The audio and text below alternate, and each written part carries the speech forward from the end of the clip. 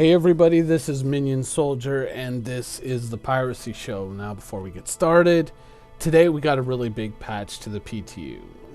30 plus gigabytes worth of patch, pretty much re-downloading the entire client. Now how did that turn out? It's difficult to say. I did notice that when I was interacting with objects, they did seem to be a little bit more stable and a little bit easier to manage. But overall performance seemed to be down in terms of frame rates and in terms of stability. But then again, we just got a really big patch, so everybody could have been packed onto the servers and testing it, and that could have affected the servers, and maybe we weren't getting the best possible look at the patch because it was overloaded. I mean, that's one way to look at it. So if you're looking at this big download and you're thinking, oh my god, 30 gigs, is it worth it? Not really. If you're looking, if you want to get in, you're looking for a more stable build before you really jump in, something that you can really explore and enjoy. I don't think that we're quite there yet. I mean, for testing purposes, it always helps to get on, but if you're just looking to explore and have some fun, not quite there yet.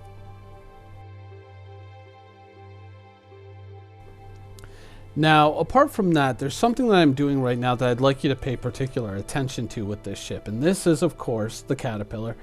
And I am pushing it up to 892 afterburner now. I've accelerated it to full speed, and now I'm rotating the ship.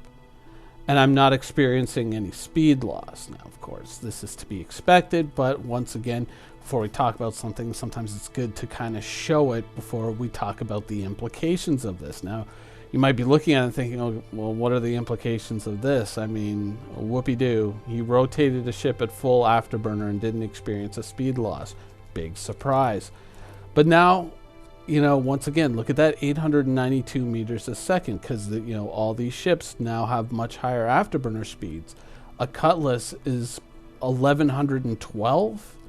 I think a Freelancer is 1008 meters a second, somewhere around there. And this is, of course, all ships with supposedly baseline equipment, and they're doing these speeds at full afterburner. And once they get up to that speed, obviously getting out of it, you can experience some control issues as you try to maneuver your ship, and you side slip for a while before your ship kind of gains control of itself again and kind of negates that forward momentum. But still, being able to get up to this speed, what does that mean for a fighter pursuing you? Because if that fighter is pursuing you and it's saying, one of the more popular things that people always say, oh yeah, well look at this ship, it's got this big blind spot, and I'll just go sit in that blind spot and shoot it. Because once you get in that blind spot, then they're legally obligated to leave you in that blind spot and just let you shoot at them. And so I'll just kill everyone like that. Right. But you can rotate your ship on that center axis. You can just roll your ship. And so technically with most ships, you can bring a couple of guns to bear, especially these bigger ships, even the Caterpillar, which really would only be one gun, or maybe the top gun and the bottom gun if you can kind of get that perfect side angle. You can bring a lot of guns to bear on a pursuing fighter if you're moving along at a really good clip. And it doesn't take that much to really accelerate with these ships. And the fighter, to maneuver out of that, if he's going at full afterburner to pursue and catch up with you, because he's going to be going faster, if he tries to maneuver to get out of that gunfire, he's going to lose control of his ship while he's slipping this way and that, trying to overcome that forward momentum and change directions, making it a much easier target for your guns. Now, of course, there's also deflection shooting, aiming not where they are, but where they're going to be. And that can be a bit of an issue. So once the game is more stable, it's going to need some testing. But that has some big implications for ships like this, of course, but also for ships like these. The recently released Hammerhead and last year's, I would say, player favorite, the Polaris, are two fairly large ships. Now, the Hammerhead isn't quite a capital ship. It's more of a gunboat, but it is once again listed as being fast, so you got to assume it's going to be fairly up there in speed. And even though the Polaris is a capital ship, it does have its 2 main thrusters, but it has those 4 auxiliary retro thrusters, and it has been described as blazingly fast, and CIG has even said that these 2 ships kind of complement each other. So I think it's safe to say that they're going to be moving roughly around the same pace, especially at full afterburner. And what could that possibly mean for fighters trying to pursue these 2 ships? Especially if you have a Hammerhead guarding that Polaris. Not that the Polaris's turrets in a situation like that are going to be in too much of a problem, or having too much of a problem shooting that fighter down. It raises some interesting questions having to do with fighters. Now, we talked about this a little when we talked about the Hammerhead, but when you look forward to the, how the game is developing and how things are fleshing out, now it seems to be even a bigger question, because it almost gives these 2 capitals conceivably an immunity to fighters, because they can now push speeds that make it very difficult for fighters to chase after them. And even when they do catch up with them, which they will, because they will be able to go faster than both of them, they're going to be in a difficult position where they can't really maneuver out of the fire of their turrets. And even for a ship like the Polaris, which has limited and not the best turret coverage like the Hammerhead, it's still conceivable that the Polaris, with what it has, can still tear up any fighters that try to pursue it. So where does that leave fighters in the Star Citizen universe? Even though fighters really have a large speed advantage over these ships, to really kind of make an attack run on one of these ships, or even for a bomber to do so, they first have to know where that ship's going. Well, if it's afterburning, it's fairly predictable. Let's say they got to kind of keep a fairly straight line to keep up that momentum and avoid wasting fuel. So you kind of know where they're going, but in order to intercept them on that course, they're still going pretty quickly. You're going to have to more or less come in at an angle where your relative speed to them is going to be continuously decreasing as the closer you get. And you're going to be, kind of getting ahead of them, having to overcome your own momentum and then make your attack run, giving them plenty of warning to kind of rotate and make sure they've got the maximum amount of guns facing you when you do come into range. And as you get closer, your relative speed is going to be lower, so you're going to be making it easier for them to hit you, possibly. So, I mean, in the end, the only real big threats I see to ships like this are possibly the Retaliator or the Harbinger, possibly the Eclipse, torpedo bombers, but that all, of course, depends on the speed of torpedoes and how easy it is to hit these things when they're moving at that kind of speed, because now, as we know, turrets can shoot down torpedoes. Are torpedoes really that viable against fast-moving targets like this, or are they probably more intended for slow-moving targets like large commercial haulers or much larger military vessels? Probably the latter.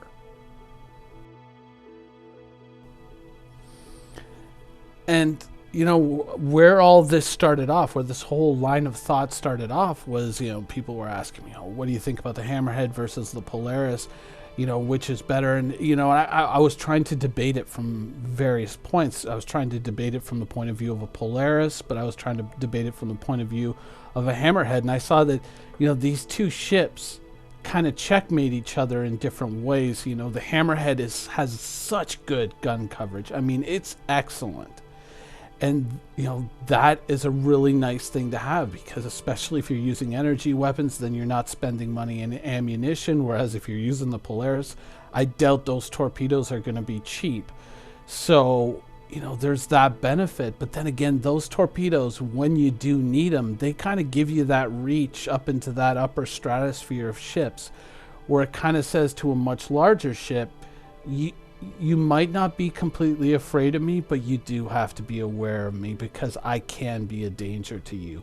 And that's a nice thing to have in your pocket when you're in a faster moving, smaller ship like that.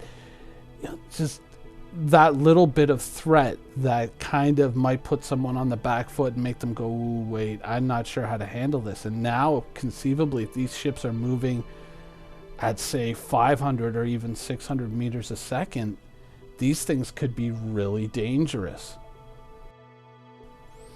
So when I was looking at it as one versus the other, I really couldn't come up with an answer that satisfied me because there were different strengths to both. But both together, they kind of closed each other's gaps. You know what I mean? They kind of complemented one another. They just meshed together so beautifully that I was now looking at it and saying, why not both, you know? Instead of saying one versus the other, if pilot A has a Polaris and pilot B says, nah, I like the Hammerhead, put those two together and they just kind of cover each other's weaknesses and magnify each other's strengths. I think that, you know, when we're looking at Star Citizen and what does this mean for the future, I see Polaris and Hammerhead raiding teams kind of being the centerpiece of capital ship warfare. I really do. I think that is kind of where it's going. You know, before when I saw the Polaris and I was saying, this is a very important ship, this is a very big ship, but I always was saying, I don't like the torpedoes though. I don't like that it's so reliant on just like this weapon system that costs money to use. And, you know, what if fighters are chasing it down and bombers and whatnot? But now it seems with the Hammerhead kind of working side by side with the Polaris, potentially. I mean, that, you know, that seems to be almost like the perfect team. I really find myself wondering if we're not possibly wandering into a territory that EVE Online once tread through a while ago, and that was with the Nanovagas and Claymores. Back in the day in EVE Online, when both these ships were introduced, neither one was seen as being particularly good. There was a point where you could buy a Vagabond for like 35-40 million ISK. They were almost impossible to unload. Even at 78 million ISK, they were considered a little bit overpriced. Believe it or not, we're talking way back in the day. And the Claymore was seen as next to useless because it didn't really seem to bring too much to the field, but it did have command module bonuses that could increase the speed of the ships that were in its fleet. A lot of people didn't understand the value of that, but it also increased the range of stasis webifiers and warp scramblers, if you had the right modules installed and the right skills trained up to maximum. But with the right micro warp drives attached to both vessels and with pilot bonuses and skills and these modules, these two ships working together in pairs or in groups of multiples, they made a fleet that could attain ludicrous speeds while trying to move around in the game, and it made them nearly impossible to catch for anything but interceptors, and any interceptors that chased them down would immediately just get ripped up by their autocannons, which allowed them to kind of whittle down a protecting fleet, eliminate what they could, and then escape, or eliminate escorts entirely and then concentrate on ships that couldn't escape them, cargo ships, haulers, and whatnot. And this became kind of the bane of the EVE Online universe for quite some time until they started nerfing this. And both these ships at the very beginning, though, because a lot of people didn't see how you could use them together, were actually looked down upon as being garbage tech to, well, hacks and command cruisers. But in the end, they ended up being two of the most desired ships. So now when I'm looking at the Hammerhead and the Polaris, and people are saying, oh, which one do you think is better? I don't think it's a question of which one is better. It's how many of them can you put together. I think in a weird way, Star Citizen might be treading down that path that EVE Online trod down so long ago, and we could see ourselves in this type of situation. Lower overall speeds, but I think it's going to end up kind of the same way, and I wonder how that's going to play out.